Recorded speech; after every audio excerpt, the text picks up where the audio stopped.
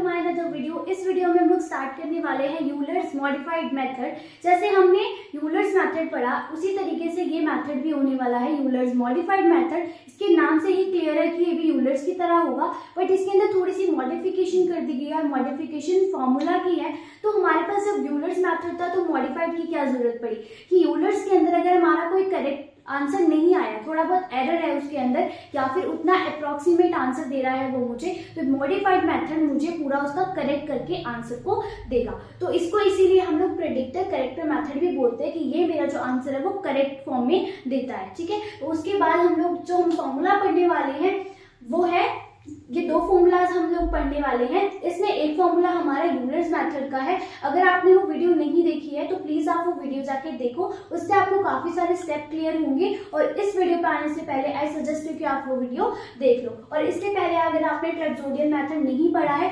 उसमें क्या है, सिम्पसन मेथड और सिम्पसन 3-8 रूल में हम लोगों ने एच कैसे करना है, वाई को कैसे करना है, ये सब चीजें हमने सीखी है। अगर आपने नहीं देखा तो आप प्लेलिस्ट से जाके वॉच कर सकते हो। बट अगर आपने वो मेथड नहीं देखे, डायरेक्ट आप इस मेथड पे आए हो, तो ऐसा नहीं है कि आपको बिल्कुल समझ में नहीं आने वाला। हम लोग स्टेप बाय स्टेप चलने वाले हैं तो आपको समझ आएगा। ठीक है, तो यहाँ पर सबसे पहले हम लोग dy dx हमें एक डेरिवेटिव दिया गया है जिसके इक्वल में हमें x प्लस वाई दिया है। सबसे पहले हम क्या करते हैं, इसको लेट करते हैं फंक्शन में। ठीक है, let function equals to X plus Y. तो जो भी हमें यहाँ पर दिया गया है उसको हम ना फंक्शन में लेट कर लेंगे। देन हम लोग क्या करेंगे, उसमें बोला है x जब y नॉट की वैल्यू 1 है और x की वैल्यू 0 है, तो मतलब हमें क्या बोला है, थोड़ा सा ट्रिकी वे में दिया है कि अगर y नॉट की वैल्यू 1 है और x नॉट की वैल्यू 0 है, इसका मतलब क्या है, जब x की वैल्यू 0 है तो y नॉट की वैल्यू कितनी है, 1 है। बीच में क्या दिया है, 0, तो ये किसकी वैल्यू है, x की। ठीक है, अगर x नॉट 0 है एंड y नॉट 1 है, ये दो चीजें हमें बताई गई है, गिवन है। तो फिर ये बोल रहा है फाइंड करो y क्या होगा जब x क्या है, 0.3 है, यानी कि x मेरा क्या हो गया है, 0.3 हो गया। तो इस टाइम पे मेरा y क्या होगा, ये मुझे फाइंड करना है। ठीक है, जब इसने मुझे गिवन में दिया y नॉट 1 है और x नॉट 0 है, तो अब अगर x नॉट मेरा जो है 0.3 हो जाए तो y क्या होगा, ये मुझे फाइंड करना है। ठीक है, आई होप कि क्लियर है कि मुझे कैसे पता लगाना है। तो जो बीच में वैल्यू लिखी है वो x की वैल्यू है। ठीक है, उसके बाद मुझे h भी गिवन है, h कैसे गिवन है, और अगर h गिवन ना हो तो क्या करना है, मैं ऑलरेडी आपको बता चुकी हूँ यूलर्स मेथड में, तो वो चीजें हम डिस्कस नहीं करेंगे। ठीक है, तो h मुझे गिवन है 0.1। तो हम फॉर्मूला पे मूव करते हैं। ये फॉर्मूला हम यूलर्स मेथड में पढ़ के आए हैं, वही फॉर्मूला है सिंपल, और इसके अंदर नीचे हमें क्या करना है, मॉडिफाइड वाला फॉर्मूला भी यूज करना है। तो सबसे पहले हम लोग स्टेप 1 लिखते हैं। स्टेप 1 के लिए यहाँ पर जो मेरा i रहने वाला है वो 0 रहने वाला है। ठीक है, उसके बाद हम इस फॉर्मूला को लिखेंगे yi plus 1 equals to yi, ये ऑलरेडी हम याद कर चुके हैं फॉर्मूला, xi कॉमा yi।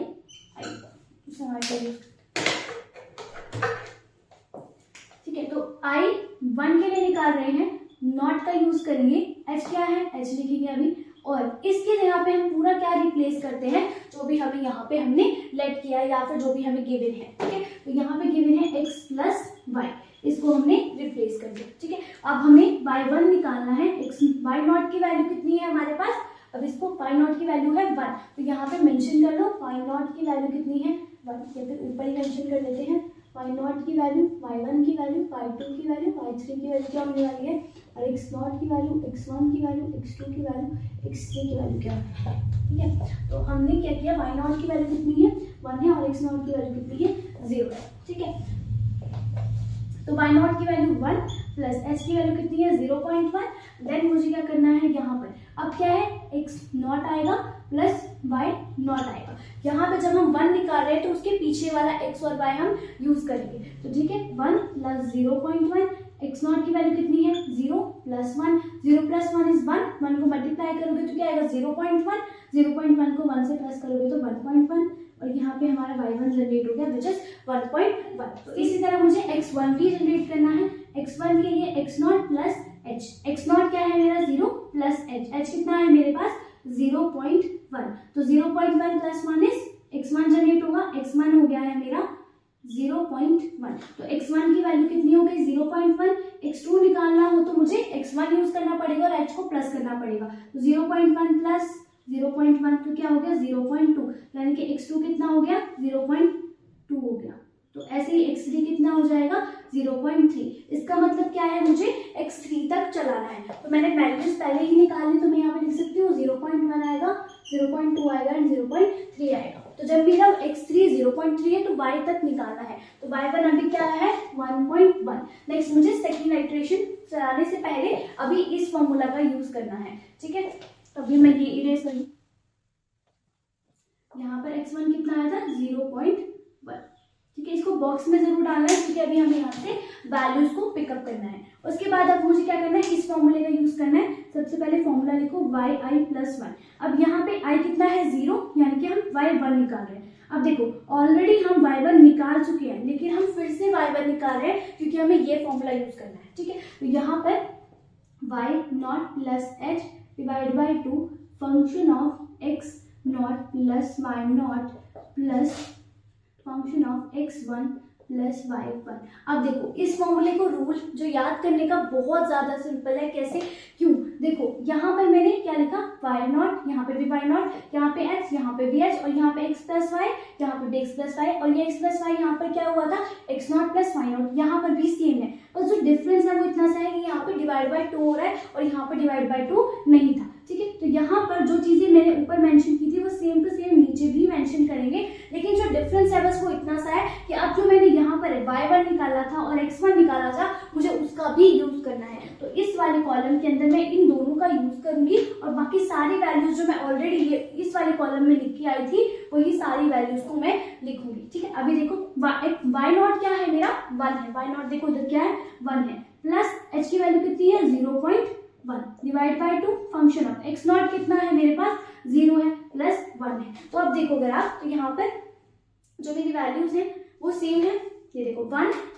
0.1 0 + 1। तो आपने क्या करना, जो ऊपर वैल्यूज दी गई है same to same as it is नीचे लिखनी है, बस / 2 लगाना नहीं भूलना। उसके बाद क्या करना है, ये याद करने का है, बार बार वैल्यूज को देखना। इससे अच्छा यहाँ पर देखो इसी कॉलम को कॉपी कर दो। यहाँ पर देखने के लिए इन दोनों कॉलम्स को जो आपने मार्क किया था उन दोनों की वैल्यू लिखनी है। x1 कितना था आपके पास यहाँ पर 0.1 प्लस y1 कितना था 1.1, लो जी लिख दिया। सिंपल, बहुत सिंपल। 1.1 और 0.1 प्लस करो, कितना आ गया जी 1.2, प्लस कर दो 1 के साथ तो क्या आ जाएगा 2.2। इसको पूरे को सॉल्व करके आप लिख दो 2.2 प्लस 2.1 डिवाइडेड बाय 2 प्लस 1। तो हमारे पास पूरा जो आंसर आएगा y1 का वो क्या आने वाला है 1.11।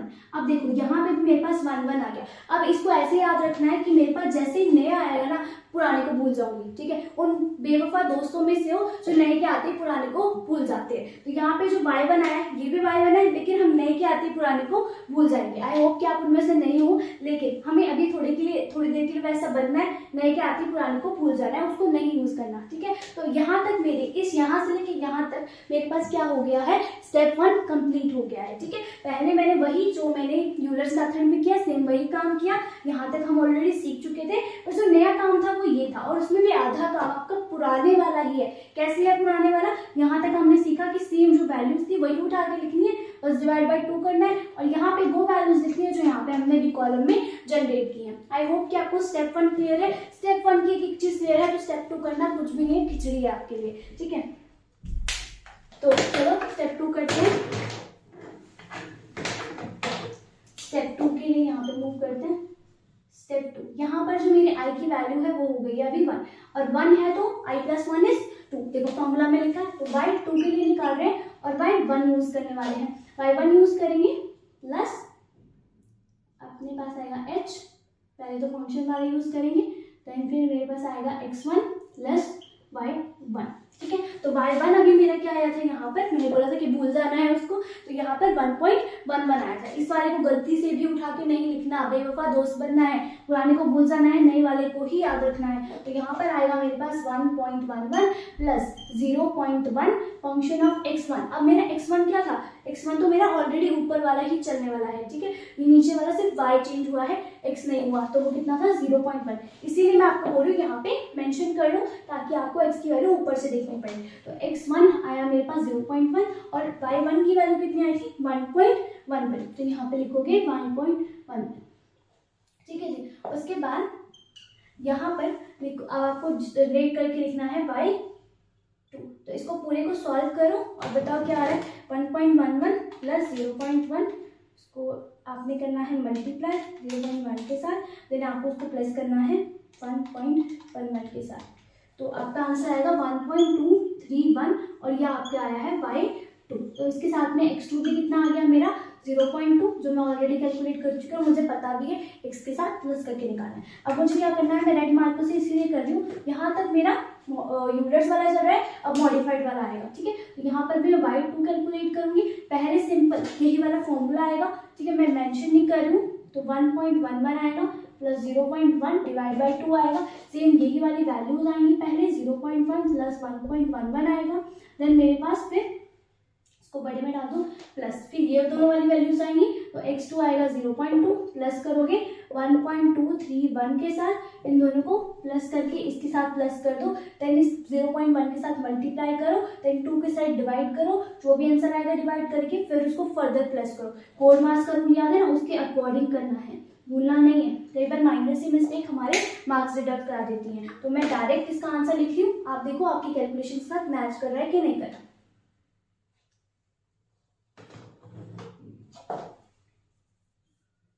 तो y2 आया है मेरा 1.24205।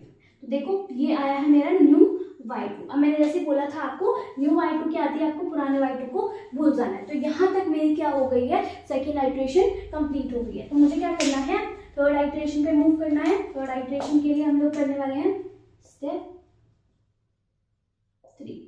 3 करेंगे। तो स्टेप 3 के अंदर सबसे पहले y3 निकालेंगे, तो y2 यूज होगा प्लस h यूज होगा plus x2 plus y2 use होगा, ठीक है। तो अब हम क्या करेंगे, मेंशन करेंगे सिर्फ वैल्यूज को। इसके जगह पे कौन सी वैल्यू आएगी, ये 1.24205 प्लस h इज 0.1, x2 की वैल्यू कितनी थी मेरी 0.2 और y2 की वैल्यू कितनी थी मेरे पास प्लस 1.24205, ठीक है।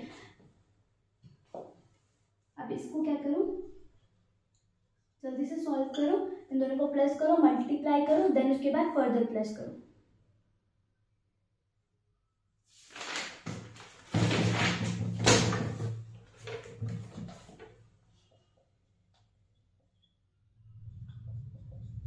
तो आई होप कि आपकी भी यही वैल्यूज आ रही होंगी y3 की। तो यहाँ पे मैंने y3 लिख दिया, तो मेरे पास यहाँ पे x3 कितना आ रहा है 0.3 आ रहा है। अभी देखो मेरे पास यहाँ पे y3 आ गया, लेकिन यहाँ पे मूव नहीं करना, आपको ये नहीं सोचना कि आपका आंसर आ गया है, ये मेरा आंसर नहीं है, क्योंकि अभी स्टेप 3 पूरा कंप्लीट नहीं हुआ, मैंने मॉडिफाइड वाला फॉर्मूला तो लगाया नहीं है। ये भी गलती बहुत सारे बच्चे करते हैं कि y3 पूछा है और y3 पता लग गया, अभी नहीं पता लगा भाई, अभी आगे करना है, ठीक है। तो आगे मैं कर रही हूँ यहाँ पर तो यहाँ पे आएगा y3 के लिए हम सेम चीज जो हमने यहाँ पे लिखा वही सब कुछ सेम होएगा, 1.24205 प्लस 0.1 डिवाइड बाई 2, फिर आएगा 0.2 प्लस 1.24205, देन ये क्या हुआ मेरा एक बार ही हुआ अभी, ठीक है। अब सेकेंड टाइम के लिए करेंगे y3 के लिए, तो y3 के लिए क्या क्या होगा मेरे पास, एक तो 0.3 होगा, फिर प्लस करके कौन सी वैल्यू आएगी, ये वाली वैल्यू 1.38625,